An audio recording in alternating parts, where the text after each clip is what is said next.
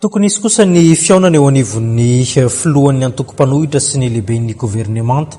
ny zoma ho avy izao. Raha ny voafaritra ny lalàna moa izany dia ny zoma voalohany amin'ny volana jolay no tokony sin'izay fiaonana eo amin'ny rontonta izay misy ny fanazavana miompana amin'izy ity. Raha ny voalazan-dalàna amin'ny statut de l'opposition amin'ny article 23 dia misy ny débat démocratique ny chef de l'opposition officielle sy ny chef de gouvernement isaky ny premier vendredi mois de juillet. Izany hoe raha ny marina tamin'ireo zany raha ohatra fa tafapetraka taloha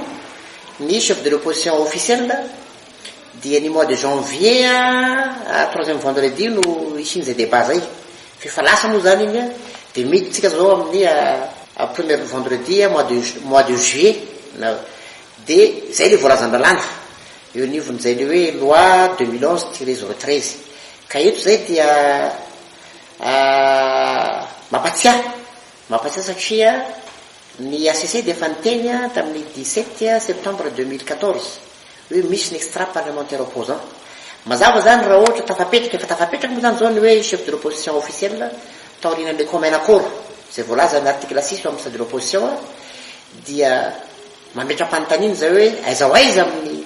ny chef de gouvernement andriamato premier ministre Jacques Say ny fomba hitondrana n'izay débat zay satria raha ty amin'ny côté anay dia efa vonona zay hitondrana anjara brikinay amin'izay hoe débat démocratique araky n'izay voalazan-dalàna zay